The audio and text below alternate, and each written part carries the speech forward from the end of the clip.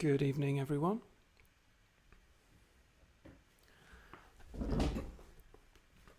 The chapter is called The Other Reformation, Martin Luther, Religious Dogma, and the Common People. The important thing is that this is history from the people's perspective, from the ordinary person experiencing these great changes in the world. And what I'd like to emphasize right from the beginning is how religion and everyday reality were the same thing. There's no study of medieval society without getting into religious character. I'll just quote from page 23. Of course, for the average 16th century German, the idea of some separation between religious and everyday life might well have seemed puzzling. So we're going to keep those two things absolutely fused together: religion, everyday life, and religion and politics. So, let's get started.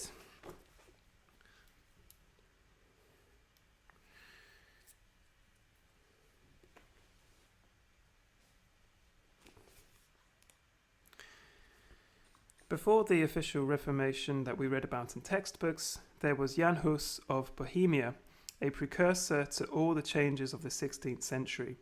Hus became active in the 15th century. As a professor at Prague University, Hus made a critique of the Catholic Church that was in many ways deeper and more biting than that of Luther a century later. Despite widespread support, Hus made the fatal mistake of believing clerical establishment would honour the immunity granted him to attain a church council. Instead of the theological debate he had been expecting, Hus was tried for heresy, condemned and burned at the stake in the summer of 1415. Far from ending the matter, the Roman Catholic Church thereby unwittingly unleashed a wave of rebellion that lasted until the 1530s and spread from Bohemia into Poland. The Hussite movement, as it was generally called, ranged from moderates who would have been comfortable as Lutheran reformers in a later century — Luther had not yet been born — to the radical Taborites, named after the Bohemian town of Tabor. The latter can be seen as Christian communists who sought to establish a Christian community where all goods would be shared in common. A Bohemian translation of the Bible had existed since 1630. This translation allowed radical clerics and educated laity to see for themselves contradictions between the original teachings of Christ and established church practice. As one 19th century critic suggested, as soon as the populace could read the Bible in their own language, the Roman Catholic priesthood understood well why they wished to make the knowledge of this book their own privilege. They did not draw from the New Testament its lessons of humility and self-denial, but those of hatred to the rich. After the murder of Hus, those called Taborites proceeded to set up their ideal society. Their rules included, quote, "There shall be no king, ruler or subject on earth, and all imposts and taxes shall cease. No one shall force another to do anything, for all shall be equal brothers and sisters. There is no mine or thine, but all is held in common to all, and no one own anything for himself alone. Whoever does so commits a deadly sin." Even an enemy of these radicals admitted the importance they placed on education, including the training of women. Please bear in mind, we're talking about the early 1400s, and we're talking gender equality. The hostile witness additionally conceded to that among the Taborites, you will find hardly one young woman who is not versed in both the Old and New Testaments. It has also been said that a great many of these radicals were wool weavers, rather than there being only peasants taking part. It is important to note that these rebels were not unwilling to fight. They, like radicals after them, looked to Christ's words, quote, "Do not think that I came to bring peace on earth. I did not come to bring peace, but the sword," and found legitimation in their right to use physical force, that is, legitimation of physical force for, at the very least, self-defense. In any event, most agreed that there was little in the way of long-term prospects for these radicals. The movement was effectively crushed on May 30th, 1434, when an army led by nobles slaughtered 13,000 out of 18,000 armed Taborite soldiers. Defeat in one manner or the other was most likely inevitable. Well over a century ago, Karl Kautsky argued that the needs of the poor engendered the struggle for communism, those of production demanded the existence of private proprietorship. Hence, communism could never become the universal form of society in those days, end quote. This may be a bit dogmatic, but it may well largely be true. A more commonly told story of the Reformation is the tale of pious individuals reacting to the misguided, if not venial, practices of the Roman Catholic Church. Pride of place is often given to a German monk, Martin Luther, who ignited the movement by nailing 95 theses onto a Wittenberg church door in 1517. I think the jury's out as to whether this actually happened or not, if it's a myth or it's actually true. In and of itself, this is not necessarily a grave matter, as this was the accepted manner to call for a theological debate. Luther did not, however, ask for a debate over mere details of the faith. He wished to strike at the heart of church practice, most notably the selling of indulgences that allowed the common people to pay a fee in Rome in return for the forgiveness of sin, which would reduce the time that their souls would spend in purgatory. This is, of course, indulgences we're talking about. Since everyone was said to have sinned, even the most clean-living person could expect thousands of years in purgatory where the soul would be painfully purified. To many people, indulgences appeared a good deal. Martin Luther did not think it was a good deal at all. He quickly began to promote the idea that not only indulgences, but also any such practices or beliefs not found in the Bible were useless in the quest for salvation. The former monk, who had become a professor of theology, argued for sola scriptura, that only the Bible was a guide to Christian faith and practice. No longer would papal pronouncements or the decisions of church councils matter. As his oppositional ideas began to come together into a new theology, Martin Luther came to insist that salvation could come only through Christ and faith in his grace. He was not quibbling about the finer nuances of theology. Luther was interrogating the established faith of Western Europe. Another Protestant leader, John Calvin, believed the Holy Spirit draws people towards Christ. Originally from France, Calvin established a theocracy in Geneva, Switzerland. Believing that church and state should be one, the establishment of theocratic government was completely consistent with his thoughts. Not to be forgotten was Huldreich Zwingli, who, like Martin Luther, vigorously fought against the sale of indulgences as early as 1518. And then there was Henry VIII of England, who Protestants sometimes argued did the right thing for the wrong reason. Unable to convince the Pope to allow him to set aside his wife and take another in the hope of fathering a legitimate male heir, Henry broke from Rome in 1533. The list of prominent figures in the Reformation could go on for some time, but our main points lie elsewhere. Entire forests have been levelled to produce the paper needed to recount the story above in vast and often bewildering detail. What these mountains of books, articles and essays often overlook is that the Reformation was a process, not an event. Most importantly, it was far more than any argument over who got to drink wine at Sunday Mass or other aspects of Christian praxis and practice, as well as liturgy. Many issues, even interpretations of history, were in dispute. Long before Luther nailed to that church door what would prove to be, unknown to Luther at the time, a declaration of war against papal authority, there were others who challenged medieval Christian practices and dogma. In the 14th century, John Wycliffe attacked Rome in terms highly suggestive of the later Martin Luther. Wycliffe railed against church corruption, which included the sale of indulgences and the veneration of saints, not to mention the appalling ignorance and low moral standards of the clergy.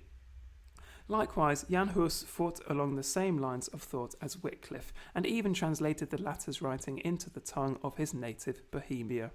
As we know, the Roman Catholic Church burnt Hus in 1415 for the trouble he incited.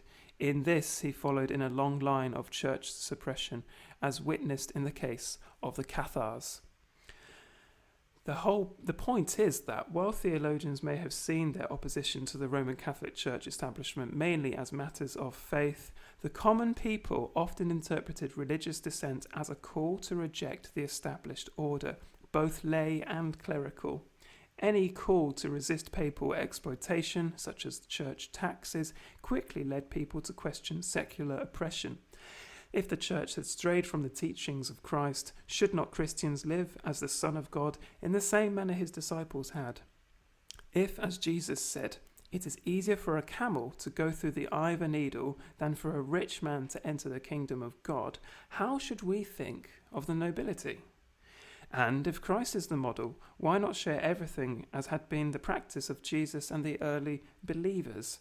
When commoners learned from the readings from Acts of the Apostles the manner of Christian life in past times, some found inspiration to reject the feudal order.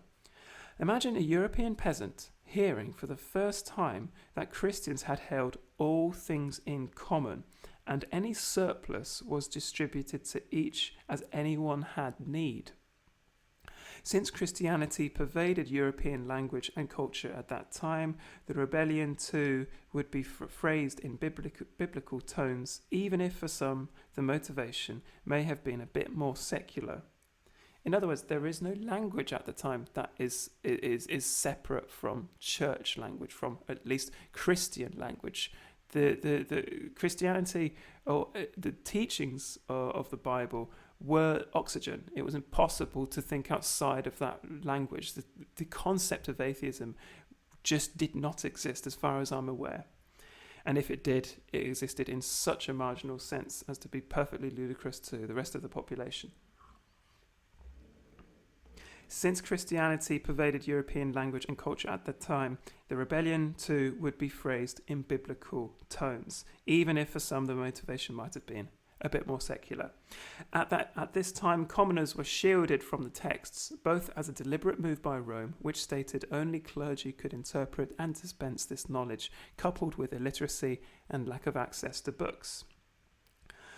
An important difference between Jan Hus's time and Luther's was the development of the printing press and the increase in literacy.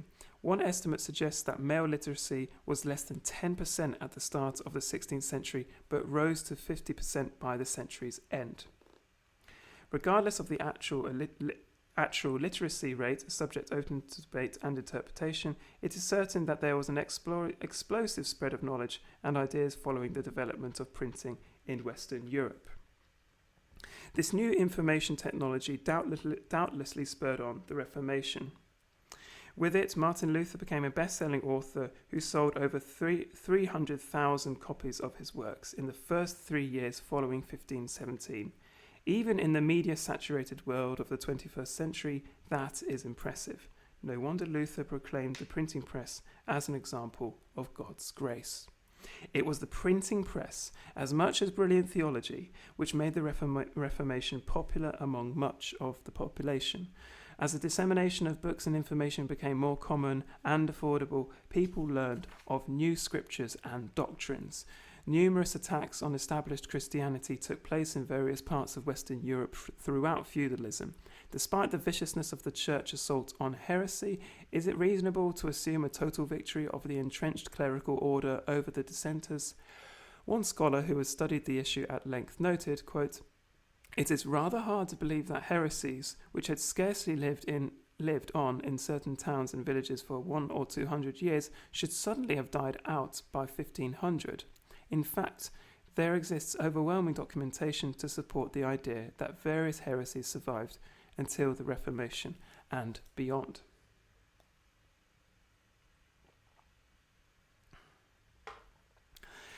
It may well be that profound discontent with rulers, both lay and clerical, was widespread in at least some parts of Europe before the Reformation per se began.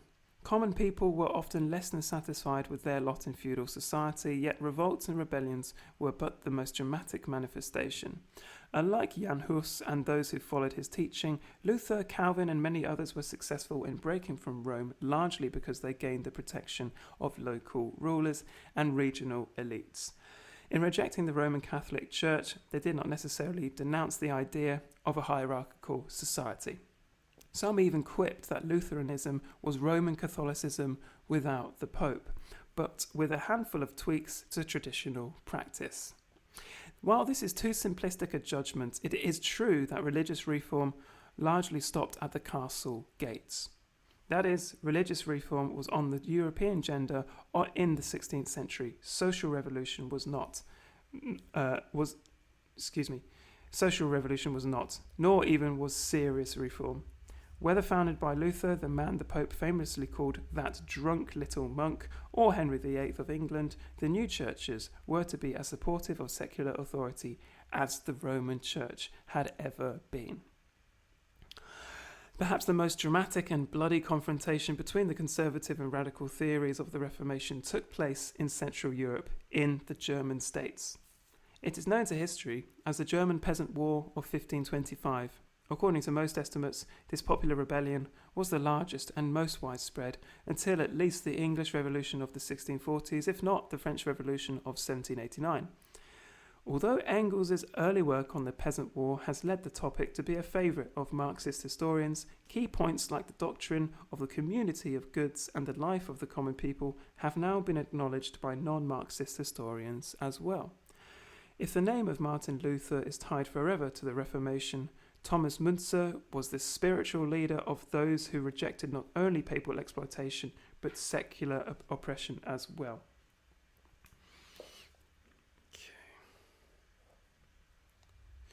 Müntzer was a highly educated priest who was attracted to the ideas of Luther in 1518.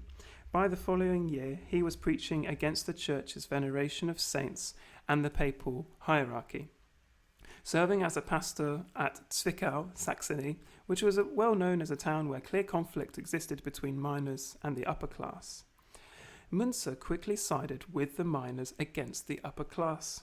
As time went on, he became convinced not only of his opposition to the Roman Catholic hierarchy, but to Luther's reformist program. Chased from Zwickau in 1521, he travelled to Bohemia to gain the support of the remaining Taborites who had been inspired by Jan Hus. By the following year, he recognised his total opposition to Luther and his followers. His theology took on an increasingly revolutionary tone as he came to believe that the common people were the true instruments of God. Müntzer turned on Luther, who he referred to as Dr. Liar. He was convinced that Luther was the mouthpiece for the rich and powerful. As Müntzer wrote in his sermon to the princes, quote, "It is thanks to the German nobility whose snouts you have petted and given honey, that you stood before the Holy Roman Empire at Worms, the devil should devour you. Your flesh is like that of an ass, and you would have to be cooked as slowly." As time went on, the theological emphasis of Müntzer's work appears to have taken a backseat to his more secular demands. In any case, the peasants put forth demands that were certainly not obscure discussions on the nature of salvation. In March 1525, a collection of German-speaking commoners agreed upon 12 articles, which had a press run of over 25,000 copies within 2 months. These demands included the redirection of the higher than 10% tithe for public purposes, allowing only a reasonable subtraction for a pastor's living. Among the other rights were the abolition of serfdom, restoration of fishing and hunting rights, and restrictions on taxes, rents, and forced labour, as well as an end to all arbitrary justice and administration. Whether this rebellion was religiously motivated or caused by economic oppression has been a matter of intense debate. It is probably fair to argue it was the latter it was the latter dressed up in the theological clothes of the former. Of course, for the average 16th century German, the idea of some separation between religion and everyday life might well have seemed puzzling. This was a popular, if ultimately failed, revolution that included the participation of women.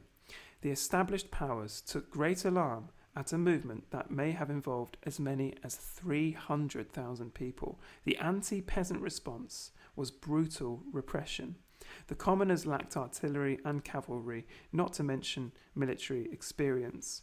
Many rebels were pacifists in their beliefs and unwilling to fight. As Conrad Grebel wrote to Thomas Müntzer in 1524, many followers would not, quote, use a worldly sword or war, since all killing has ceased with them. Further, the democratic nature of the movement may have been ill-suited to the demands for all-out class war. This did not prevent Martin Luther from urging on the peasants' assassins to ever greater violence. Rather than searching for a negotiated settlement that would spare the blood of the commoners, Luther egged the upper-class military forces to show no mercy whatsoever. His words are as vile and as much an incitement to murder as those he wrote against his Jewish neighbours. Even Christian peasants who sought to change the secular world were beyond any hope of mercy in Luther's mind. So Luther urged the knights to stab, smite, slay whoever can. If you die in doing it, well for you. A more blessed death can never be yours, as this killing pleases God. This I know. By the time the military had finished their task of restoring order on behalf of the rulers, there were an estimated 100,000 German commoners slain. Proportionate to the victims of Germany today, this would equate to over 1 million victims. Nor did matters end there. It is important to understand the price paid by the German peasants for their failed rebellion, not only in terms of lives lost, but also the economic impact on the survivors. The rulers who ultimately suppressed the uprising had been desperate to raise huge sums to pay the needed mercenary armies. Lacking sufficient cash reserves, short-term loans were asked or demanded to cover the immediate cost of the anti-peasant war. Loans were slow in coming, and the contribution extracted by force from various urban Jewish communities was not enough to fund the slaughter. Later, to cover the cost of these loans, reparations payments were demanded from those areas that had risen in revolt. Ultimately, the pressure applied to the peasantry resulted in the collection of approximately twice the actual cost of war. As one author commented, quote, the costs of the campaign of suppression were borne largely by the rebels themselves. The struggle, which had begun with the call for recognition of the social, political and economic rights of the peasants, ended in their deeper subjection. With this massive repression, the rulers were able to suppress the radical or left wing of the Reformation. That is, those who wished to change secular society and rulers, not just the people's relationship with the church. An unknown number of Europeans continued to insist on changes more drastic than those allowed by Luther. History has lumped all these dissenters under the label Anabaptist. This, like all strict descriptions of early Protestantism, suffers from oversimplification. It is also important to note that those given the title Anabaptist seldom, if ever, accepted the label. They normally preferred to simply call themselves Christian, or call themselves Christians. Luther's hostility towards them is well known and documented, but that of John Calvin is often overlooked.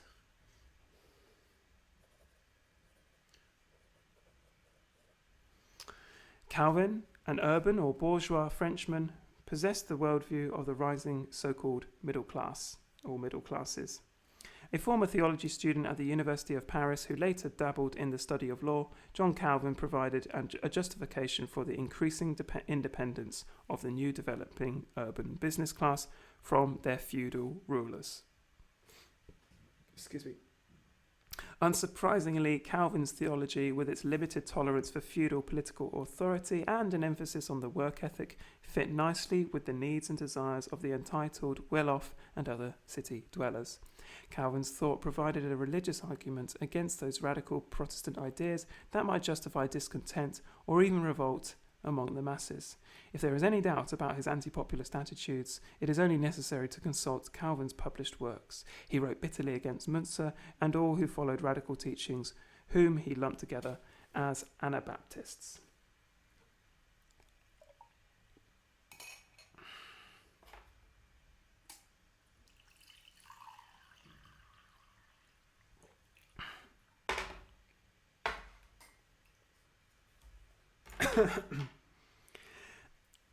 Excuse me. Why such vigour in attacking the Anabaptists when the Roman Catholic Church remained the most powerful religious organisation in Europe? Of course, that fundamental differences in theology, I think that's a bit of a typo there, played a part. Excuse me, no, that's absolutely wrong. That fundamental differences in theology played a part is clear, but far from the whole story. Correctly or not, those they called Anabaptists were seen as the seed of the 1525 German peasant revolt and as such a threat to established order, be it Catholic, Lutheran or Calvinist. Luther and Calvin were both in the process of carving out zones of power and influence outside the writ of the Roman Catholic Church. This took place with the blessing of many local nobles and the wealthy. Neither man was anxious to bite the hand that fed them by appearing to be soft on those seen as rebels against property and position. The Anabaptists were perceived as a potential enemy to the ordered world as envisioned, albeit in different ways, by the Pope, Luther and Calvin alike. In some cases, theological concerns appear to have taken second place to economic distress. In 1515, Pope Leo X sent a papal legate to Scandinavia to collect money to pay for work on St. Peter's Church in Rome. His mission was quite fruitful, as he raised more than 1 million florins from Sweden and Denmark. It is held by many that this planted the idea of the Reformation in many northern European minds. After a series of bloody repressions supported by papal authority, Gustavus Vasa, son of a murdered Swedish senator, raised an army of commoners and defeated the pro-papal forces led by King Christian II of Denmark. Vasa became King of Sweden in 1523, and Christian II lost his throne to Denmark. King Vasa had become a supporter of Lutheran beliefs and systematically worked to destroy papal power in northern Europe. Whatever sincere conflicts of conscience the Swedish monarchy had with the Roman Catholic Church, there was also the reality of the Church as a massive property holder. For reasons that may have been mixed together with nationalism against a distant power, Rome, and perhaps simple lust for wealth and power, church power and property was targeted in Sweden. As the Church had more wealth within its kingdom than did the monarch and other nobles combined, Vasa proceeded to tax ecclesiastical property, and as many as 20,000 estates, houses and farms were seized and given to lay ownership. It is widely considered that the Reformation in Sweden was consolidated by 1529. Denmark was to remain outside the circle of Lutheranism, but had forever broken from Rome by 1547.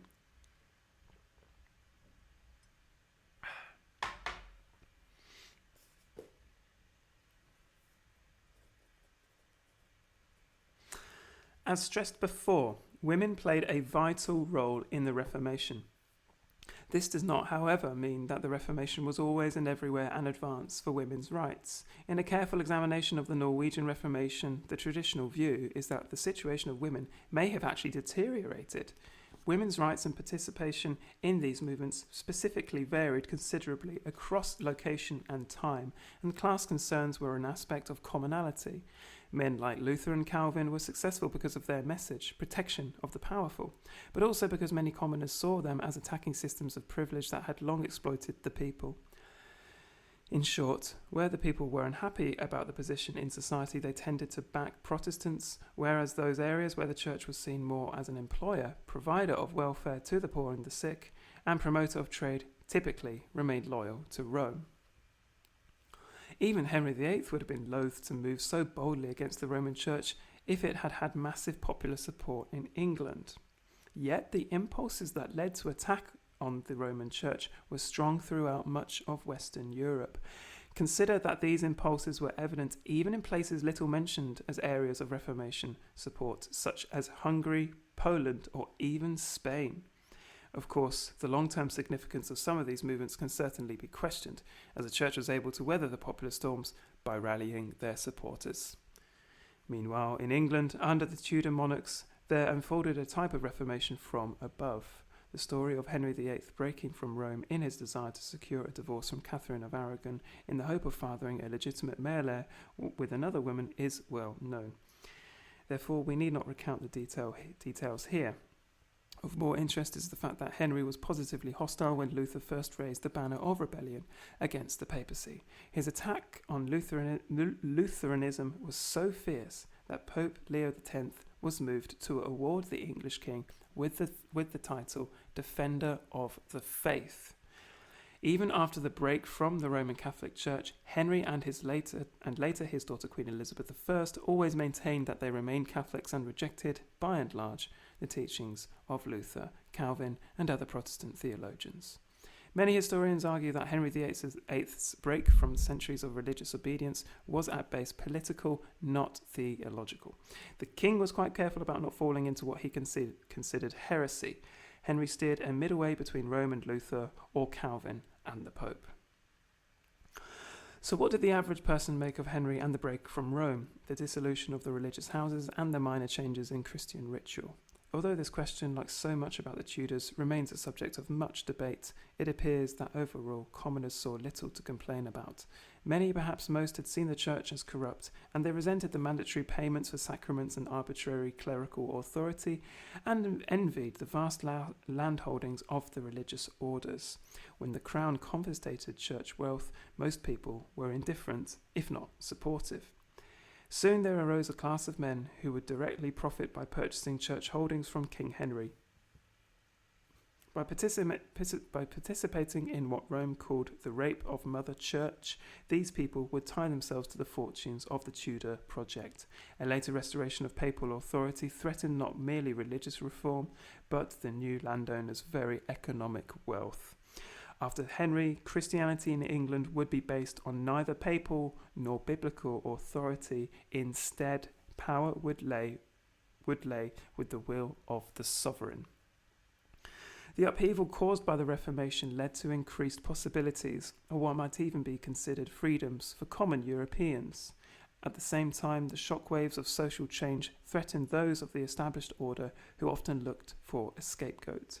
The most frequent victims of what has been known as the burning times of the 16th century were Jews, Muslims, and largely women accused of being witches. With the former two groups, the element of racial and religious bigotry is pretty apparent. The situation as regards witches needs further investigation. Witches, the vast majority of whom were independent women, were executed in huge numbers. Rather than a local or minor problem, evidence suggests that this was a type of gender cleansing of free-spirited women in Reformation Europe. The most notable text used by Catholic authorities, not to mention that Protestants did not equally engage in witch hunts, was Malleus Maleficarum, the Hammer of the Witches, published by the Catholic Inquisition in 1485 to 86. 1485 to 86. Finding that women were inclined by their very nature towards Satan, much like Jews and Muslims, this book provided the moral and theological justification for a horrible, endless march of suffering, torture, and human disgrace inflicted on thousands of women. Despite the fact that witch hunts took place from the 14th through the 17th century, it is important to note that the period between 1570 and 1630 was the most significant, intense, and vicious phase. During these 60 years, around 80% of the accused were female. Don't forget, the word witch didn't necessarily mean a female, but that's how we got associated it with this time, with time passing. Most usually, the arrested were not only women, but also poor, elderly, unmarried, widows, unmarried widows, and what one scholar termed the vagabonds of the rural or urban working class. There were social considerations as well, since the unrest sweeping Europe had allowed some women to achieve a level of independence that frightened male authorities. This all took place in the context of crisis. Feudalism was in decline, the Roman Catholic Church was traumatized by the Reformation, and strong states and monarchies had emerged, as well as ever more powerful bourgeoisie. A profusion of crises came about, particularly after the Reformation, to establish a cultural climate of fear. In this atmosphere, witch hunts flourished since, quote, the devil could be blamed for these woes. It remained merely to identify his human agents. Cunning women, midwives, and healers became easy targets. Interestingly, these assaults on the common people, and women in particular, were not the exclusive domain of Rome, the Pope, or the Holy Inquisition. While the Catholic authorities arrested, condemned, and burned Protestants as witches, Protestants were eagerly returned the favour and did the same to Catholics. Meanwhile, both were happy to kill members of their own faith if the evidence demanded it. Lutherans joined Calvinists in persecuting the Anabaptists, and everyone scapegoated the Jews and Muslims. The connection between the witch paranoia and the Reformation has been established. The brunt of the repression, as so often was the case, fell heavily on women, especially those who refused conventional female roles. Though often portrayed by historians as passive or even helpless, women were neither. Evidence suggests that assertive women were not isolated exceptions. When women gathered as a social group or community, they posed a perceived threat to the authorities. This was particularly true when the female communities were based in guidance and support for one another on personal and domestic matters. According to records of the Inquisition, Spanish women shared information about sexual practices among themselves and relied on each other for advice and guidance in intimate matters.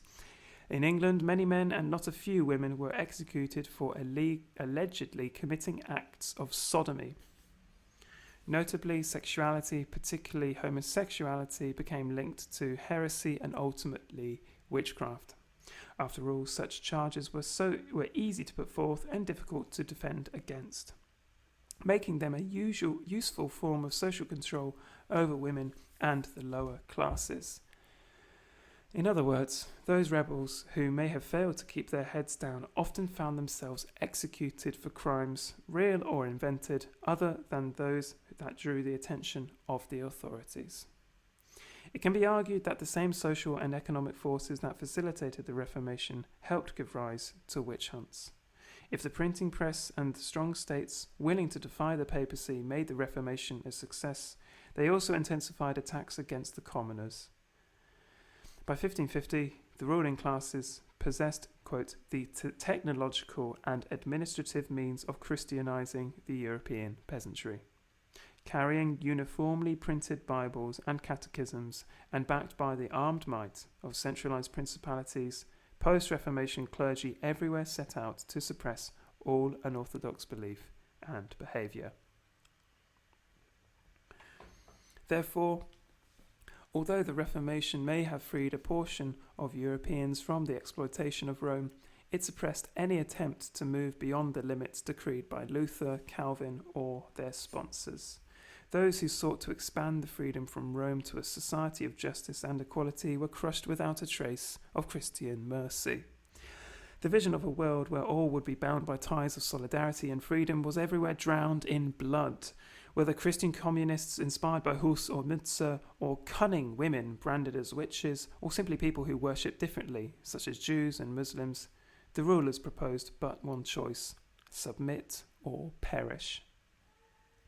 The victims came from varying backgrounds and may have had even conflicting beliefs and practices from one another, but in the end they all posed a threat to Rome, and endured much of the same persecution and punishment.